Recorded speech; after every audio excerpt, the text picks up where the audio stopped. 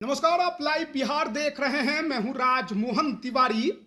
लोकसभा चुनाव की समाप्ति के बाद अब बिहार की राजनीति में हर किसी की नजर आगामी विधानसभा चुनाव पर टिक गई है। राजनीतिक दलों ने अभी से तैयारियां भी शुरू कर दी है। वहीं दूसरी तरफ एक नई राजनीतिक पार्टी का उदय बिहार की सियासत में होने जा रहा है। प्रशांत किशोर अपनी जन सुराज पार्टी बनाने जा रहे हैं और उसकी घोषणा उनके तरफ से कर दी गई है। लेकिन अब विधानसभा का आम चुनाव कब होगा, किस तरीके से लड़ा जाएगा, कौन जीतेगा, ये तो आने वाला वक्त बताएगा। लेकिन उससे पहले बिहार की सियासत में कई विधानसभा की सीटों पर उपचुनाव होने वाला है। 5 सीटें बिहार में विधानसभा की खाली हो चुकी हैं और जिनमें से एक सीट रुपौली पर विधानसभा उपचुनाव की घोषणा भी कर दी गई है चुनाव आयोग के तरफ से। सबसे पहले आपको बताएं कि अप्रैल के महीने में रुपौली विधानसभा की विधायक बीमा भारती जब जदयू छोड़कर राजद में आई तो उन्होंने विधानसभा की सदस्यता से इस्तीफा दे दिया। जब बिहार में बड़ा उलटफेर हुआ था उस दौरान कई विधायक इधर से उधर गए, उधर से इधर आए, लेकिन इकलौती विधायक पूर्णिया की बीमा भारती ही रही जिन्होंने पाला बदलने के बाद सदन की सदस्यता से इस्तीफा दिया और इसी कारण रुपौली विधानसभा की सीट पर उपचुनाव होने जा रहा है। हालांकि इसके अलावा 4 अन्य सीटें भी बिहार में हैं जिन पर आगे चलकर उपचुनाव होंगे। चुनाव आयोग के तरफ से उसके लिए भी अलग से तारीख जारी की जाएगी, जिसमें इमामगंज, बेलागंज, रामगढ़ और तरारी की सीट है, क्योंकि यहाँ के विधायक अब लोकसभा सांसद बन गए हैं। तो चर्चा हम रुपौली विधानसभा सीट की कर ले। जो चुनाव आयोग के तरफ से जानकारी दी गई है उसके मुताबिक 14 जून से यहाँ पर नॉमिनेशन शुरू हो जाएगा। आखिरी तारीख नॉमिनेशन की 21 जून है। 10 जुलाई को इस सीट पर वोटिंग होगी और 13 जुलाई को रिजल्ट आ जाएगा। जब बात हम रुपौली विधानसभा सीट की करते हैं तो आप बीमा भारती को ही याद करेंगे, क्योंकि बीते कई चुनावों से बीमा भारती इस सीट की विधायक रही हैं। शुरुआत में इंडिपेंडेंट चुनाव जीता, फिर राजद के टिकट पर चुनाव जीता और बीते 3 चुनाव वो जनता दल यूनाइटेड के टिकट से लड़ती रही, जीतती रही। सबसे पहले आपको बताएं कि सन 2000 में बीमा भारती, जो कि अवधेश मंडल बाहुबली हैं, उनकी पत्नी हैं, उन्होंने इंडिपेंडेंट इस सीट पर चुनाव लड़ा। वो 20,224 वोट लेकर आई और समाजवादी पार्टी के मोहम्मद अलीमुद्दीन को लगभग 6,000 वोटों से शिकस्त उन्होंने दे दी। ये पहला चुनाव बीमा भारती का इस सीट पर था जब वो चुनाव जीती निर्दलीय।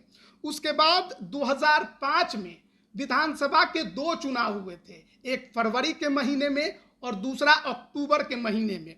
फरवरी के महीने में जब चुनाव हुआ तो इस सीट पर बीमा भारती को हार का सामना करना पड़ा था और लोक जनशक्ति पार्टी के शंकर सिंह ने उन्हें 6,000 वोटों से चुनाव में शिकस्त दे दी। उस समय इंडिपेंडेंट एक जयकृष्ण मैदान में लड़े थे, वो 10,000 वोट लेकर आए थे। फिर अक्टूबर में उसी वर्ष जब चुनाव हुआ तो बीमा भारती ने अपनी सीट को वापस अपने कब्जे में ले लिया।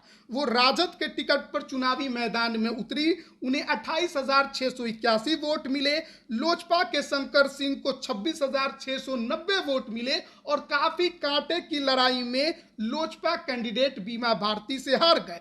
जेडीयू ने उस सीट पर उस चुनाव में कैंडिडेट दिया था और उनके कैंडिडेट जयकृष्ण को 23,000 वोट हासिल हुए थे। फिर सन 2000 में बीमा भारती पाला बदल लेती हैं, राजद छोड़कर वो जेडीयू में शामिल हो जाती हैं। उस चुनाव में 64,887 वोट लाकर बीमा भारती एक बार फिर से रुपौली की विधायक बनती हैं। दूसरे नंबर पर लोजपा के शंकर सिंह रहते हैं और उसके बाद सन 2015 की बारी आती है जब एक तरफ महागठबंधन था, जब राजद और जदयू कांग्रेस एक साथ थे और दूसरी तरफ एनडीए का खेमा था। बीमा भारती इस चुनाव में जेडीयू के टिकट पर लड़ती हैं, उन्हें लगभग 51,000 वोट हासिल होते हैं। बीजेपी यहां से प्रेम प्रकाश मंडल को चुनावी मैदान में उतारती है और उन्हें 41,273 वोट हासिल होते हैं। वो लगभग 10,000 वोटों से चुनाव हार जाते हैं। शंकर सिंह जो पहले लोजपा के टिकट पर लड़ते रहे, लेकिन एनडीए में यह सीट बीजेपी के पास गई तो उन्हें टिकट नहीं मिला, तो इंडिपेंडेंट उतर गए और उन्हें 34,793 वोट हासिल होते हैं। इसके बाद बारी 2020 की आती है। नीतीश कुमार वापस बीजेपी के साथ आ जाते हैं, लेकिन लोक जनशक्ति पार्टी अकेले चुनावी मैदान में उतर जाती है। जेडीयू की बीमा भारती यहां पर 64,000 वोट लेकर आती हैं। लोजपा एक बार फिर शंकर सिंह को मैदान में उतारती है और उन्हें 44,994 वोट हासिल होते हैं, मतलब कि लगभग 20,000 वोटों से वो चुनाव हार जाते हैं। सीपीआई के विकास चंद्र मंडल उस दौरान महागठबंधन से मैदान में उतरते हैं, उन्हें 41,963 वोट हासिल होते हैं। तो ये पिछले कई चुनावों का लेखा जोखा है जो कि हम आप तक पहुंचा रहे थे और ये बताने की कोशिश कर रहे थे कि बीमा भारती इस सीट पर कितना मजबूत रही हैं और किस तरीके से कितने वोटों से वो चुनाव जीतती रही। लेकिन सबसे बड़ी बात ये रही है कि उनके सामने हमेशा शंकर सिंह मजबूती से चुनाव लड़ते रहे, चाहे लोजपा के टिकट पर अकेले लड़ा हो या फिर इंडिपेंडेंट चुनावी मैदान में उतरा हो। यानी कि इस सीट पर बीमा भारती के सामने अगर कोई चुनौती देने वाला दिखाई दे रहा है तो वो नाम शंकर सिंह का है। शंकर सिंह भी बाहुबली छवि के हैं। अब सवाल है कि 14 जून से यानी कि 2 दिन बाद नामांकन की प्रक्रिया शुरू हो जाएगी। 21 जून तक नामांकन है। बीमा भारती ने जदयू छोड़कर जब राजद में वापसी की तो वो इस सीट पर इस्तीफा दे दी और लोकसभा के चुनाव में उतर गई। पूर्णिया की सीट आन बान शान की सीट बीमा भारती के लिए भी बन गई और तेजस्वी यादव के लिए भी, क्योंकि पप्पू यादव के खिलाफ बीमा भारती वहां पर मैदान में उतरी थी। सिटिंग सांसद जदयू के साथ जो संतोष कुशवाहा थे, लेकिन जो लड़ाई थी वो बीमा बनाम पप्पू बन गई। तेजस्वी यादव ने भी पूरा जोर लगाया और पूर्णिया लोकसभा सीट को अपने कब्जे में तो करने की कोशिश की, लेकिन ये भी कोशिश की कि ये पप्पू यादव के हाथ में ना जाए। लेकिन अब तो रिजल्ट आ चुका है। पप्पू यादव ने पूर्णिया में बाजी मार ली है। पप्पू यादव पूर्णिया लोकसभा के सांसद बन गए हैं और पूर्णिया लोकसभा के अंतर्गत ही रुपौली विधानसभा की सीट आती है। अब जाहिर है कि इस रुपौली की सीट पर जो उपचुनाव हो रहा है उसमें पप्पू फैक्टर तो काम करेगा ही। अब रुपौली की सीट पर अति पिछड़े का बोलबाला तो बीते कई सालों से है। बीमा भारती ने वो करके भी दिखाया है, लेकिन पप्पू यादव कितना बड़ा फैक्टर बनेंगे? अभी तो फिलहाल वो खुद रंगदारी मामले में फंसे हुए हैं, लेकिन तेजस्वी यादव के पक्ष में बोलते तो दिखाई नहीं दे रहे हैं। एक बात तो है कि रुपौली की सीट पर राजद जिसे भी कैंडिडेट बनाएगी वो बीमा भारती के सहमति से ही होगा। या तो खुद बीमा भारती चुनावी मैदान में उतर जाएं, लेकिन लोकसभा में जो उनका हस्त्र हुआ है, महज 27,000 वोट उनको मिले हैं। विधानसभा में इससे 3 गुना वोट उनको मिलते हैं। आप अंदाजा लगा सकते हैं कि बीमा भारती का मनोबल अभी कितना गिरा हुआ होगा। और ऐसे में विधानसभा की सीट पर उपचुनाव हो, बीमा भारती मैदान में उतरेंगी और चुनावी मैदान में अगर गलती से हार गई तो उनके राजनीतिक करियर पर तो फुल स्टॉप ही लग जाएगा। लेकिन बीमा भारती के पास एक और ऑप्शन है कि वो अपनी बेटी रानी भारती को चुनावी मैदान में उतार दे। लोकसभा चुनाव के कैंपेनिंग के दौरान भी उनकी बेटी उनके साथ दिखाई दी हैं और रानी भारती राजनीति में अपनी एंट्री कर चुकी हैं। जब पंचायत का चुनाव हुआ था तो भवानीपुर जिला निर्वाचन क्षेत्र संख्या 7 से वो जिला परिषद की सदस्य बनी हैं। हालांकि जिला परिषद अध्यक्ष के चुनाव में भी उतरी लेकिन हार गई, लेकिन राजनीति में एंट्री हो चुकी है और कहा जा रहा है कि बीमा भारती भी अब अपनी बेटी को आगे बढ़ाने की कोशिश कर रही हैं। ऐसे में पढ़ी लिखी रानी भारती को चुनावी मैदान में उतारकर तेजस्वी यादव एक दांव तो खेल सकते हैं। अब देखना है कि राजद इस पर क्या फैसला लेती है, लेकिन बीमा भारती की सहमति आपको इस बार के यहाँ के चुनाव में जरूर देखने को मिलेगी, क्योंकि ये सीट उन्हीं की है और उन्होंने इस सीट पर लगातार चुनाव जीतकर दिखाया भी है। लेकिन मुसीबत एनडीए के लिए है। जदयू बीते 3 चुनाव यहां से जीती, लेकिन किसके दम पर? बीमा भारती के दम पर। बीमा भारती जदयू छोड़ चुकी हैं। अब जदयू को एक नए चेहरे की तलाश है। एनडीए में इस सीट पर लोक जनशक्ति पार्टी भी लड़ती रही। शंकर सिंह अभी भी चिराग पासवान की पार्टी में शामिल हैं और बीमा भारती के खिलाफ उस क्षेत्र में एक बड़ा चेहरा है। शंकर सिंह और बीमा भारती की लड़ाई केवल चुनावी लड़ाई नहीं है, यह व्यक्तिगत रंजिश भी है। कई बार केस मुकदमे तक हुए हैं और एक दूसरे पर आरोप प्रत्यारोप लगातार दोनों ही लगाते रहे हैं। दोनों ही उस क्षेत्र के बाहुबली हैं। जिस तरीके से बीमा भारती की बेटी रानी भारती जिला परिषद की सदस्य हैं, उसी तरह से शंकर सिंह की पत्नी प्रतिमा कुमारी भी उस क्षेत्र में जिला परिषद की सदस्य हैं, जिला परिषद अध्यक्ष भी रह चुकी हैं।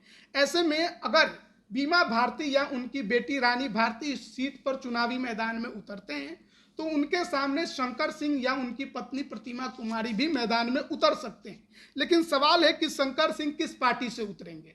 क्या वो लोजपा छोड़कर जदयू में शामिल होंगे या फिर नीतीश कुमार अपनी इस सीट की कुर्बानी देकर एनडीए में जो युवा चेहरा है चिराग पासवान, उनकी पार्टी को एक सीट दे देंगे ताकि लोजपा का भी कोई सदस्य विधानसभा में चिल्लाने के लिए पहुंच जाए।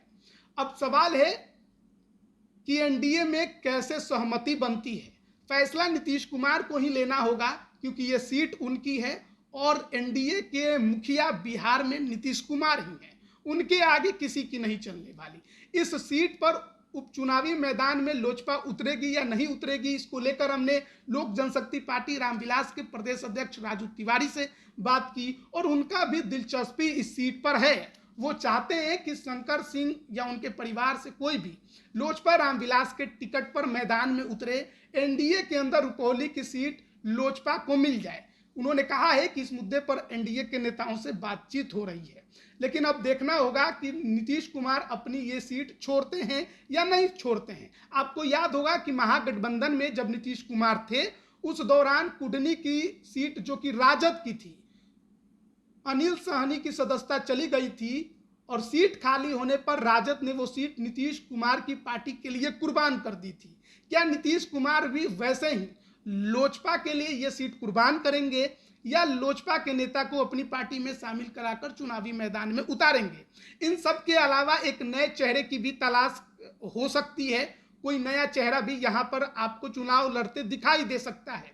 पूर्णिया में पप्पू यादव का क्या असर पड़ेगा रुपौली की सीट पर, यह तो देखने वाली बात होगी। लेकिन एक और चीज गौर करने की है कि रुपौली के बगल की सीट धमदाहा है, जहां के विधायक हैं लेसी सिंह और बिहार सरकार में मंत्री भी।